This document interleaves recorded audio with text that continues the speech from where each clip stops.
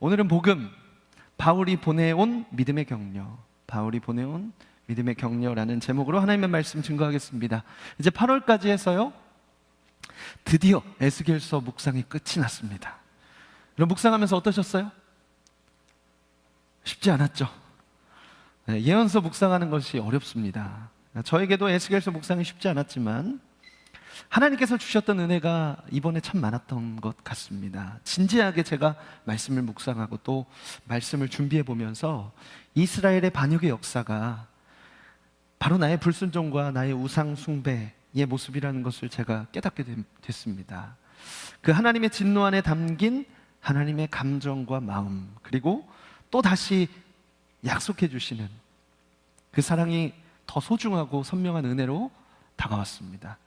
매일 묵상하는 것 여러분 쉽지 않음에도 진지하게 묵상하는 우리 청년들 정말 멋지십니다. 그래서 이제 그 다음으로 9월에부터 시작된 묵상 본문이 로마서입니다. 로마서는 어떤 책일까요? 로마서는요, 편지예요. 사도 바울이 로마에 있는 성도들에게 쓴 서신서입니다. 로마서는 신약 성경에서 가장 깊이가 있고 그리고 가장 중요한 서신서라고 볼 수 있습니다. 왜냐하면 그 내용이 바로 복음의 핵심을 담고 있기 때문에 그렇습니다. 그래서 로마서는 작은 성경이라고도 불릴 만큼 복음의 본질을 강력하게 증거합니다. 그런 이유로 이 로마서가 신앙을 가진 그리스도인들에게 있어서는 정말 소중한 책이에요. 그래서 우리가 이제 9월에 이 로마서를 같이 묵상해 가려고 합니다. 제가 신학교 입학했던 첫 해에 20살에 아무것도 모를 때 한 수업을 들어가서 중간고사에 로마서 8장을 외우는 시험을 보게 됐습니다. 교수님께서 이 로마서가 얼마나 귀중한 책인지, 얼마나 아름다운지, 복음을 정말 너무 잘 설명한 책이라고 강조하시는 거예요. 그래서 그래 뭐 되게 중요한가 보다 이렇게 생각하고 기숙사로 돌아와서 로마서 8장을 탁 펼쳤더니 아니 39절까지 있는 거예요. 39절. 그러니까 마음을 잡고 이제 외우기 시작했어요. 안 외워져요. 어떻게 해도 안 외워져요. 저만 그런 줄 알았거든요. 이제 그날 복도에서 만나는 모든 동기들의 얼굴이 흑빛이 됐습니다. 일주일 안에 외워야 되는데 큰일이 난 거예요. 근데 외우면서 제가 왜 외우라고 하셨는지를 깨닫게 됐어요.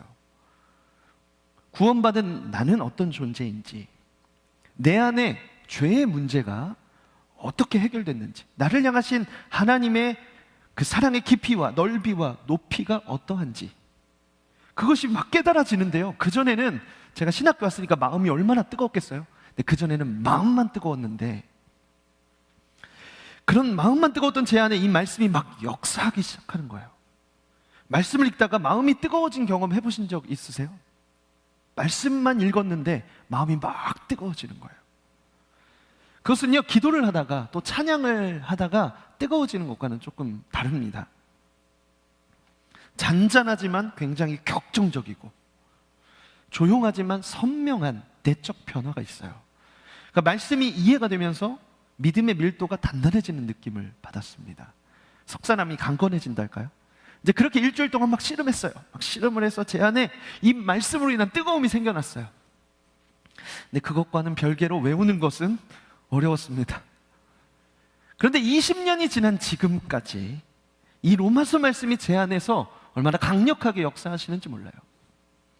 사탄이 저를 정죄할 때마다, 스스로 비관하는 마음이 들 때마다, 죄에 넘어질 때마다 이 말씀들을 의지해서 담대하게 이겨냈습니다.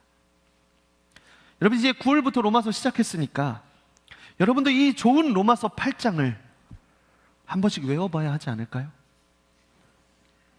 저만 당할 수 없어서 그러는 거 아니고요, 정말 좋아서 그런 거예요.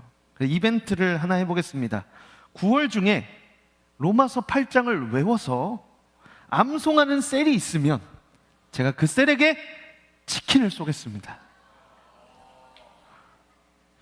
이제 과연 몇 개 셀이나 지원할 것인가? 이제 너무 열심히 하면 제가 파산할 수도 있으니까요. 아니에요. 네, 그런 거라면 파산해도 괜찮습니다.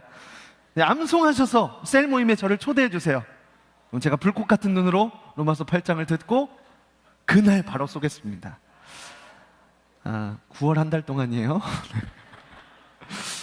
여러분 이번 한 주 이제 묵상하신 분들은 느끼셨겠지만 로마서 좀 어려워요.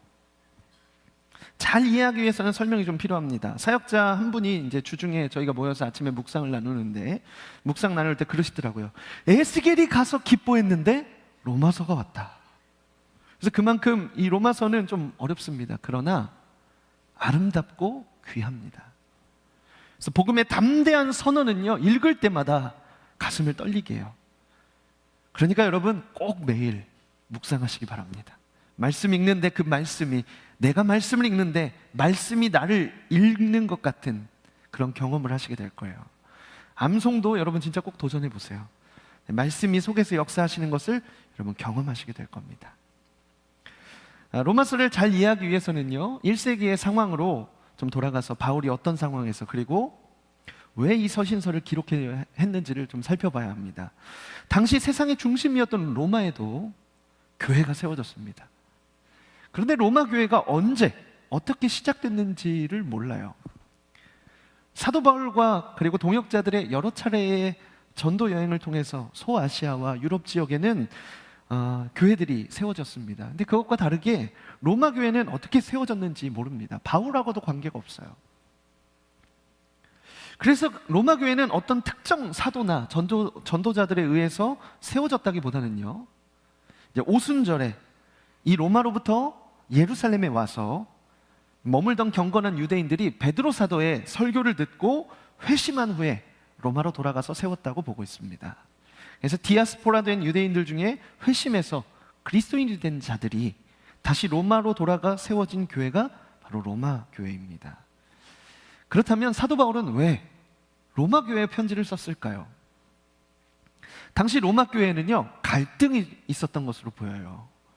로마 교회에 대한 역사적 증거 자료가 역사가 수에토니우스가 쓴 글라디우스 황제의 생애라는 역사서에 잠깐 나타나 있습니다. 이 책에서 뭐라고 하냐면, 로마에 살던, 그 로마가 있으니까 로마의 유대인들이 많이 살았어요. 그 로마에 살던 유대인들 사이에 크리스토스로 인한 갈등이 생겨났는데, 그러니까 예수가 곧 그리스도시다라는 주장에 대해서 유대 기독교인들, 이제 기독교인, 그리스도인이 된 유대 그리스도인들과 그리고 정통파 유대인들 사이의 갈등이 심하게 일어나면서 싸움이 격해진 거예요. 그래서 AD 49년에 클라디우스 황제가 유대인 전체를 로마에서 쫓아내는 추방 명령이 내려집니다. 유대인들이 다 추방됐어요. 그리고 AD 54년에 클라디우스 황제가 죽고 나니까 그때 이제 다시 로마로 추방됐던 유대인들이 돌아왔습니다. 그때 이제 유대교 그리스도인들도 같이 돌아왔는데, 그들이 떠났을 때 이 로마 교회에는 그 빈자리를 헬라파 그리스도인들, 그러니까 이방인들 중에, 헬라 지역의 이방인들 중에 그리스도인이 된 자들이 그 자리를 차지하고 교회의 중심이 돼서 이제 영향력을 발휘하고 있었습니다. 근데 돌아오면 이렇게 환영을 해줬어야 되는데, 선민 사상과 민족적 우월 사상이 뼛속 깊이 있는 유대인들과 그리고 헬라인들은 서로 섞이기가 쉽지가 않았습니다. 이 두 그룹 사이에 갈등이 생겨난 거예요. 그래서 율법의 준수를 통해서만 구원을 받을 수 있다고 여기는 유대인 성도들과 그렇게 생각하지 않는 헬라인 성도들 간의 갈등과 차별 등 여러 가지 문제가 일어난 것이죠. 이제 그 이야기를 사도 바울이 듣고 편지를 쓴 것입니다. 그때가 이제 AD 56년이에요. 이때는 바울이 아주 중요한 기로에 서 있었어요. 로마서 15장에 보면 그가 동방의 선교를 이제 다 마치고 이제는 로마를 거쳐서 서바나, 그러니까 지금의 스페인 지역으로 가고자 하는 시점이었다고 나옵니다. 근데 바울이 갈 때 이 로마 교회를 거쳐서 로마의 성도들이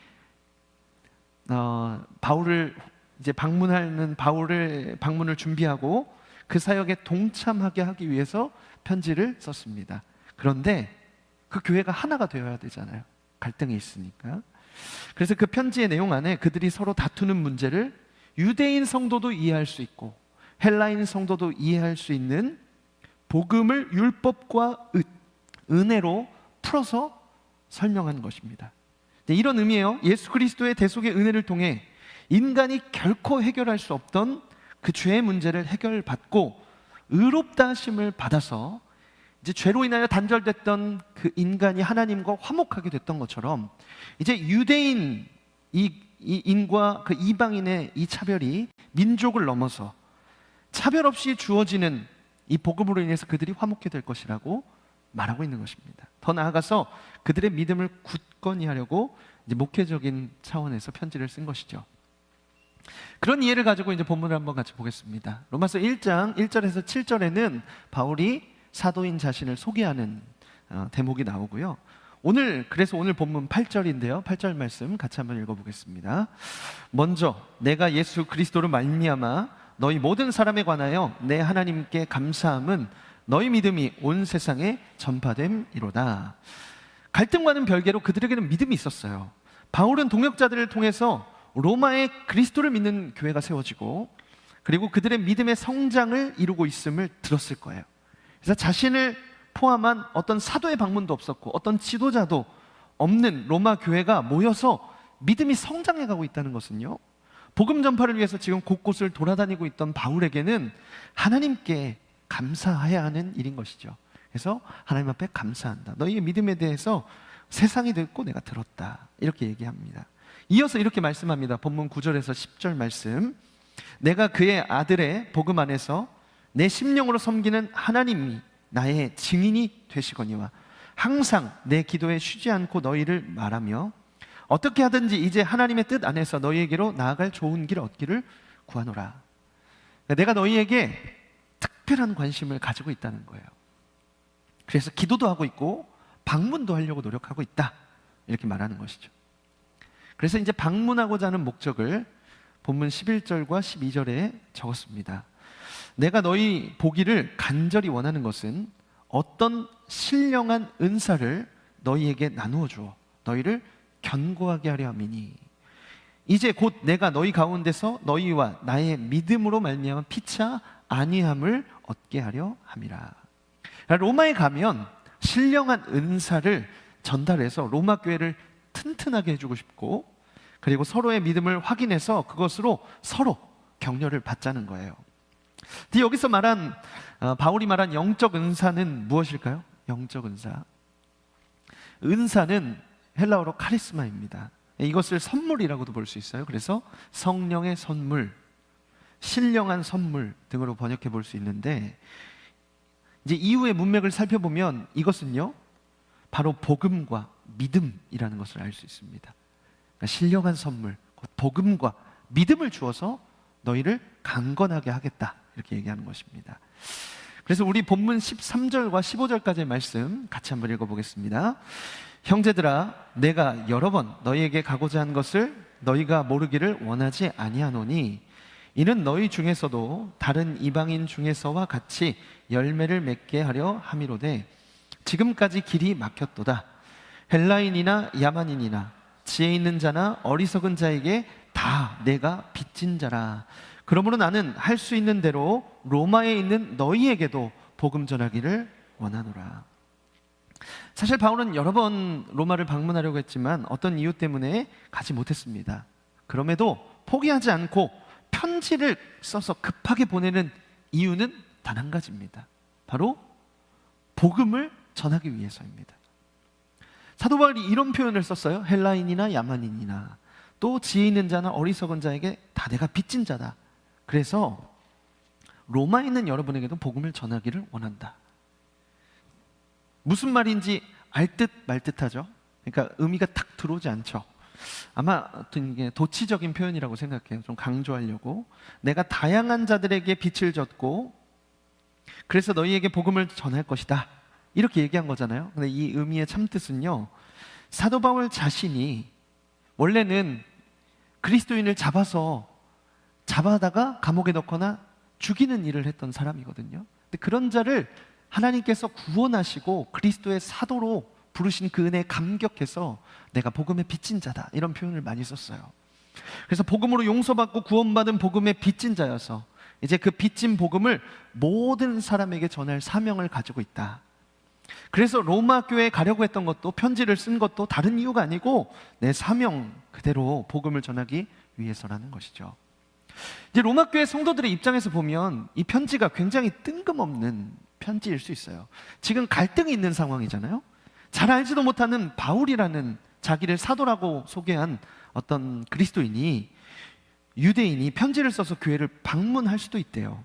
알아보니까 유대인 성도들은 이 이방인들에게 복음을 전하는 바울이 와서 이방인의 편을 들 것 같고, 헬라인들은 바울은 유대인이니까 회당을 중심으로 복음을 전했다는데 어쨌든 유대인 편을 팔은 안으로 굽으니까 들 것 같아서 이게 별로 서로 이렇게 달갑지 않은 것이죠. 이제 바울은 그런 기류를 알았을 거예요. 그래서 내가 모든 사람에게 빚진 자다, 모든 사람에게 복음을 전하는 사명을 가졌다는 말로 어느 편도 아니고 다른 의도도 없고 복음을 통해 믿음으로 교회와 모든 성도를 격려하고 세우기 위한 목적임을 밝히고 있는 것입니다. 그러니까 오해하지 말고 순수한 자신의 의도를 밝히는 것이죠. 참 지혜로운 표현이라고 생각합니다.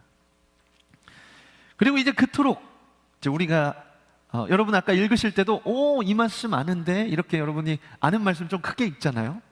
되게 유명한 말씀이에요. 우리 본문 16절과 17절 말씀을 우리 함께 읽겠습니다. 내가 복음을 부끄러워하지 아니하노니 이 복음은 모든 믿는 자에게 구원을 주시는 하나님의 능력이 됨이라.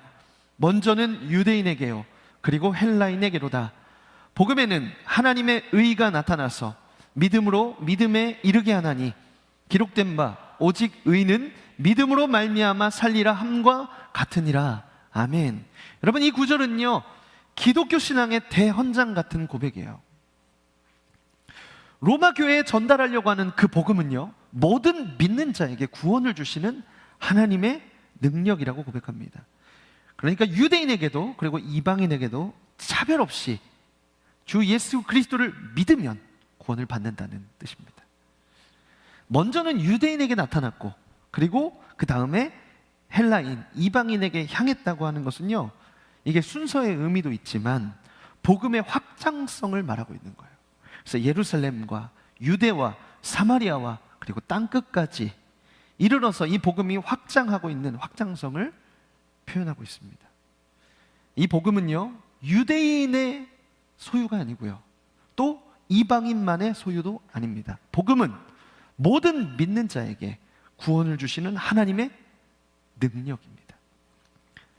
여러분이 이제 로마서 8장도 외우고 묵상도 하고 그러면서 바쁘시겠지만, 여러분 로마서를 매일 묵상하면서 이런 핵심 구절들은 적고 꼭 외워보시면 좋겠어요. 말씀을 암송하고 그리고 말로 고백하는 것에 힘이 있습니다. 같이 한번 해볼까요? 이 복음은 모든 믿는 자에게 구원을 주시는 하나님의 능력이 됨이라. 이제 하실 수 있죠? 한번 해볼까요? 시작. 모든 믿는 자에게 구원을 주시는 하나님의 능력이 됨이라. 아멘. 그런데 바울이 앞서서 이런 표현을 썼어요. 내가 복음을 부끄러워하지 아니하노니. 여기서 부끄러워한다는 이제 헬라어의 에파이스 퀴노마이라는 헬라어는요 창피하다는 뜻이 아니고요 그런 의미보다 두려워하거나 주저한다 이런 의미를 가지고 있어요. 그러니까 내가 너희에게 복음을 전하는 것에 주저할 이유가 전혀 없다는 뜻이에요. 내가 복음을 전하는 것에 두려워할 이유가 없다는 것이에요. 복음을 말할 때요 그들의 이해관계를 살피면서 조심히 말할 필요가 없어요. 그들에게 가서 복음을 전하는 것을 해야 할지 말아야 할지, 분쟁을 더 일으키는 것은 아닌지 이렇게 두려워할 필요가 없다는 거예요. 왜요? 복음을 믿는 모든 자에게 구원을 주시는 하나님의 능력이니까요. 그래서 담대하게 이렇게 말씀합니다. 우리 17절 말씀 다시 한번 읽겠습니다. 복음에는 하나님의 의가 나타나서 믿음으로 믿음에 이르게 하나니 기록된 바 오직 의는 믿음으로 말미암아 살리라 함과 같으니라. 여기서 복음에 나타난 하나님의 의는 무엇일까요? 이런 게 좀 어렵죠. 로마서 읽다 보면 이런 것들이 좀 어렵습니다. 복음에 나타난 하나님의 의는 무엇인가? 이 하나님의 의를 이해하는 키는요 믿음에 있어요. 바울이 지금 구약 성경에 있는 하박국서 2장 4절의 말씀을 인용한 거예요. 하박국 2장 4절, 보라, 그의 마음은 교만하여 그 속에서 정직하지 못하나 의인은 그의 믿음으로 말미암아 살리라. 지금 이 하박국서의 이 말씀의 배경은 이렇습니다. 하박국 선지자가 하나님 앞에서 이렇게 하나님 앞에 항변합니다. 왜 악인은 형통하고 의인은 고난을 당하며 왜 하나님은 침묵하시는가?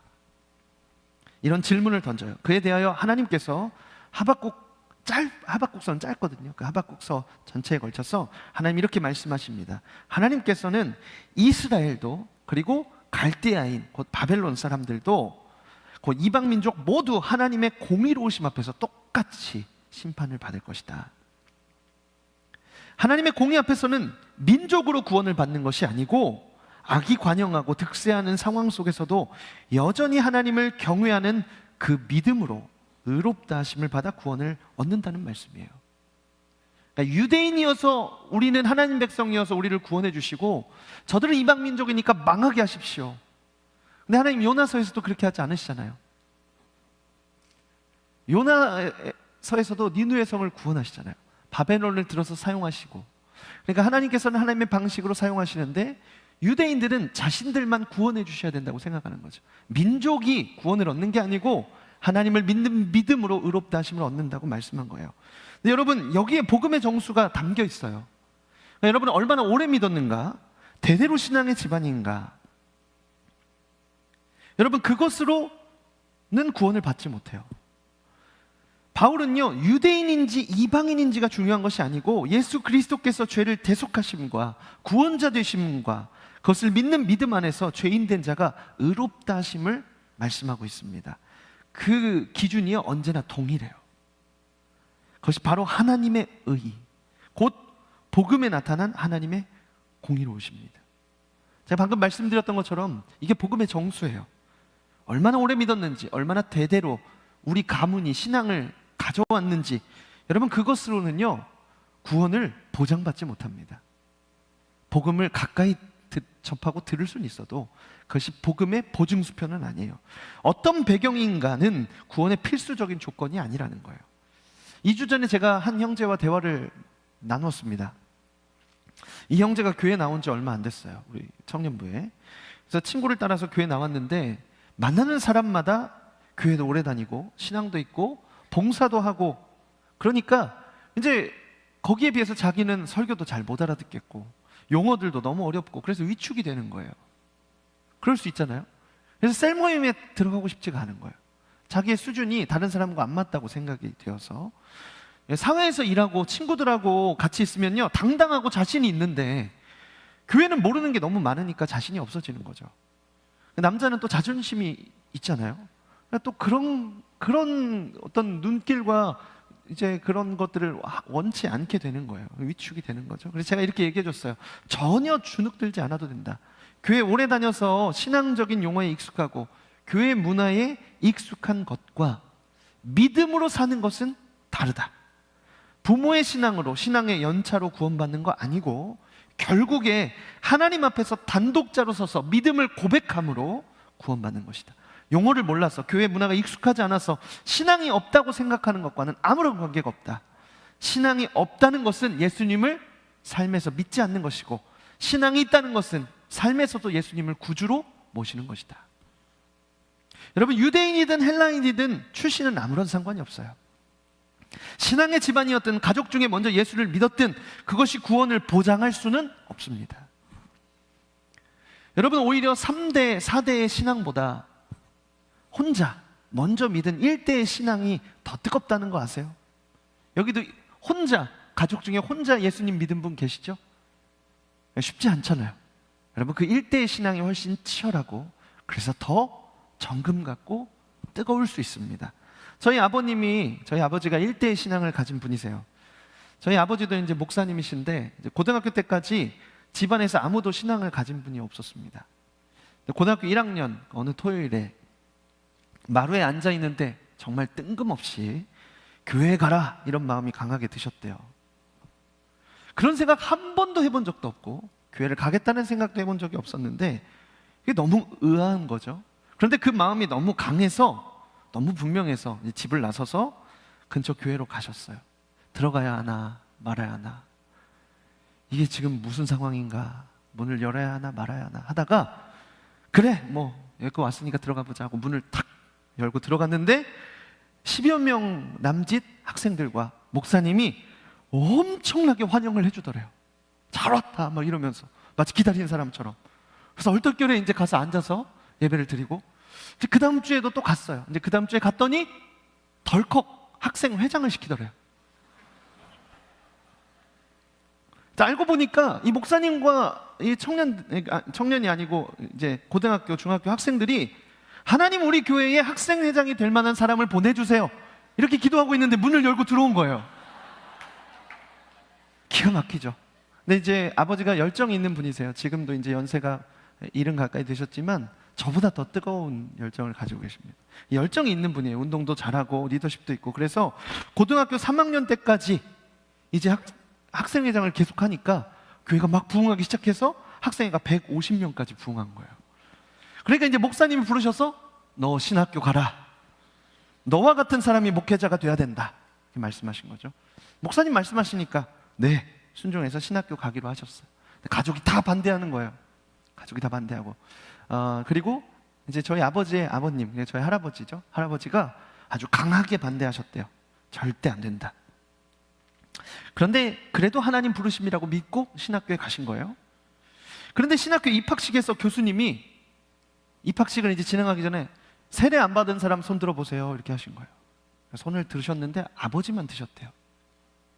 그 많은 사람 중에 저희 아버지만 손을 든 거예요. 교회에서는 너무 열심히 하니까 얘가 세례 받았거니 싶고, 아버지는 그런 거 잘 모르니까 세례를 받아야 되나 이런 거 모르다가 신학교 입학에 가서 세례 안 받은 사람 손을 든 거예요. 교수님들이 모여서 회의한 거예요. 초유의 사태예요. 세례를 안 받고 신학교에 오다니 믿음이 있는 거냐 없는 거냐 막 논의를 하다가 결론이 났어요. 세례 안 받으면 신학교 입학할 수 없다, 돌아가라, 이렇게 하셨대요. 아니 가족이 반대 무릅쓰고 다 무릅쓰고 짐 챙겨서 신학교까지 왔는데 돌아갈 수가 없죠. 이제 그때 딱 기도하는데 하나님께서 여기서 받아라, 이런 감동을 주셨대요. 그래서 손 들고 교수님 그럼 저 지금 여기서 받겠습니다. 그래서 신학교 역사상 최초로 그날에 세례 받고 입학한 학생이 되셨다고 합니다. 이제 아버지가 저하고 이제 형이 목회의 길을 걷기로, 이제 저까지 목회의 길을 걷기로 결정하니까 저희 둘을 불러서, 그 전까지는 그런 말씀이 없으셨거든요. 불러서 이렇게 말씀하시는 거예요.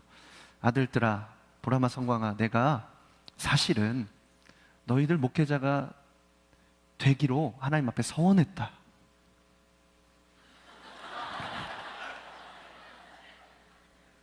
그래서 물론 제가 가겠다고 했고 아버지 한 번도 그렇게 말씀하신 적이 없지만 이건 또 좀 다른 문제잖아요.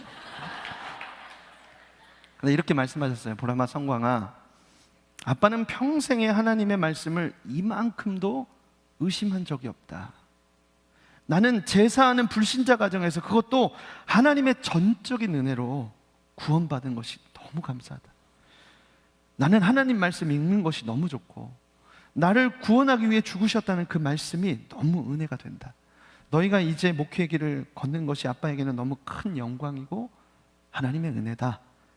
하나님을 평생에 경외하고 말씀을 가까이 해라, 이렇게 말씀하셨습니다. 그 말씀을 준비하면서 생각났어요. 여러분, 나를 구원하셨다는 그 감격이요, 복음이에요.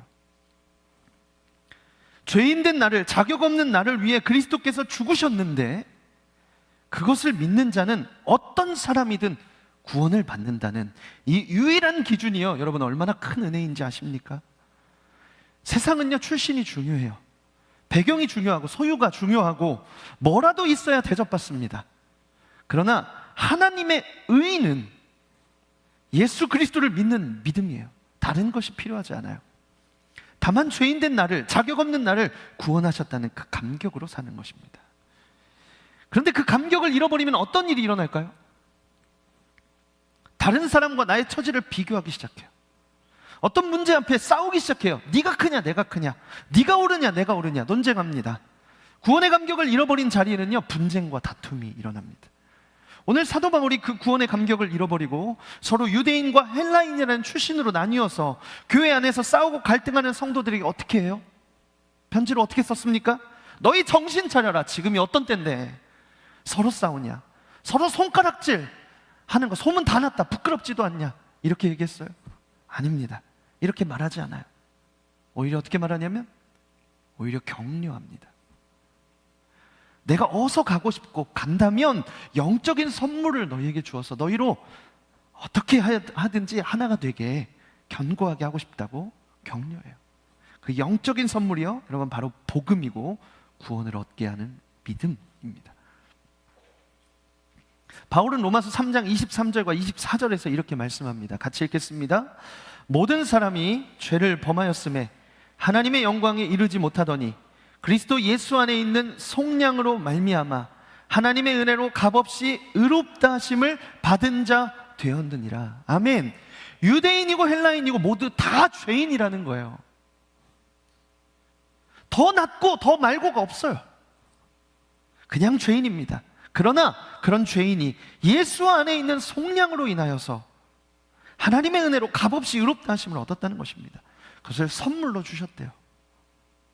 그래서 그 복음 앞에서 죄인된 우리를 구원하신 하나님의 은혜에 대한 감격을 회복하라는 것입니다. 여러분, 구원의 감격을 회복하는 것이 핵심이에요. 사랑하는 여러분, 혹시 여러분 안에 구원의 감격이 좀 사그라드신 분 계십니까? 구원의 감격이 사라진 그 자리에 남아있는 감정은 무엇입니까? 분노, 원망, 질투, 비교, 자격지심, 이런 마음인가요? 구원의 감격을 잃어버린 나의 삶에서 나타나는 말과 행동은 무엇입니까? 정죄하는 말, 판단하고 찌르는 말, 누가 더 큰지, 누가 더 옳은지, 누가 더 잘못했는지 씨름하고 있지는 않으십니까? 그렇게 반목하며 씨름하고 있는 로마 교회 성도들에게 사도 바울은요, 책망하지 않고 복음으로 돌아가 참된 사랑과 감격을 회복하라고 믿음의 격려를 보내고 있습니다. 그들이 자신을 오해할 것 두려워하지 않고 이 복음과 그 안에 담긴 모든 믿는 자에게 구원을 주시는 하나님의 능력을 담대히 증거하고 있어요. 그거면 충분하다고, 그거면 유일한 해결이고 그것이 유일한 구원의 길이기에 오해받을 거 두려워하지 않고 담대히 편지를 쓰고 있는 것입니다. 말씀을 좀 정리하고 같이 찬양하고 기도하고 싶은데요, 사랑하는 여러분, 로마서는요 교리서가 아니에요. 막 복잡한 신학이 있고 모르는 문장이 가득하고 그래서 교리서구나, 뭔가 딱딱하구나, 뭔가 이거 외워야겠구나. 여러분, 교리서가 아닙니다. 실제 우리의 삶을 바꾸고 온전케 하는 복음의 능력을 증거하는 생명력 있는 삶의 지침서예요. 오늘 우리가 이 말씀을, 이 편지를 우리가 받기 원합니다. 이 한 달 내내 여러분 매일마다 여러분 묵상하시길 바라요. 구원의 감격을 회복하고 구원의 감격을 지키는 방법은요, 다시 복음 앞에 서는 것밖에 없습니다. 복음 앞에서 전적인 하나님의 은혜로 내가 구원받았다는 사실을 다시 깨닫고 하나님의 의로우심으로 죄인된 나도 구원받았다는 그 은혜와 감격을 회복하는 것입니다. 나를 향하신 그 사랑에 감격하는 거예요. 그게 전부예요. 이 복음이 오늘날 교회 안에, 신학의 공동체 안에 있음에도 분쟁과 원망과 시기와 질투, 정죄, 판단하면서 싸우고 갈등하는 지옥 같은 삶을 살 수도 있어요. 복음이 능력이 없는 것이 아니고요, 내가 그 은혜를 망각하고 감격을 잃어버렸기 때문입니다. 여러분, 다시 복음 앞에 서잖아요. 그러면 나 같은 죄인을 살리신 주님의 은혜에 감격하며 세상 속에서 복음의 능력으로 살아갈 수 있게 하십니다. 여러분 믿으세요? 아멘. 이 복음 가운데는요, 하나님의 의가 나타났어요. 세상 가운데서 마주하는 여러 현실 앞에서도 낙심치 않고 환경과 상황에 굴복하지 않고 감정을 따라 살지 않고 믿음으로 살아가게 하십니다. 오늘 우리도 그 복음 앞에 서서 구원의 감격을 회복합시다. 나를 구원하심에 감사해서 영원히 주님 찬양하고 주님을 위해 삶을 드리겠다는 열정과 그 고백을 여러분 회복하시기를 주님의 이름으로 축복합니다. 오늘 우리 예배 안에 아직 복음을 또 잘 알지 못해서, 예수님과 만남이 아직 없어서, 교회 나온 지 정말 얼마 되지 않아서 잘 모르는 분들 계시다면요, 예수님께서 하나만 기억하세요. 예수님께서 죄인 된 나를 위해 죽으신, 대신 죽으신 그 대속의 은혜를 믿는 믿음으로 고백하시면 돼요. 대신 죽으셔서 제가 살았습니다. 주님, 제가 그것을 믿습니다. 여러분, 이 복음은 그 사실을 믿는 자에게 구원을 주시는 하나님의 능력입니다. 이것이 유일한 방법이에요. 그 믿음으로 고백할 때 오늘 예수님을 만나실 줄 믿습니다. 아멘. 그래서 우리 함께 복음 앞에 서기를 좀 소망하며 옆 사람과 같이 고백하겠습니다. 구원의 감격을 회복합시다. 여러분, 좀 크게 여러분 선포하세요. 담대하게 구원의 감격을 회복합시다. 아멘. 복음의 능력을 경험합시다. 네, 복음을 믿음으로 선언합시다. 아멘. 우리 그와 같은 고백으로 함께 이 찬양 고백하며 나아가시겠습니다.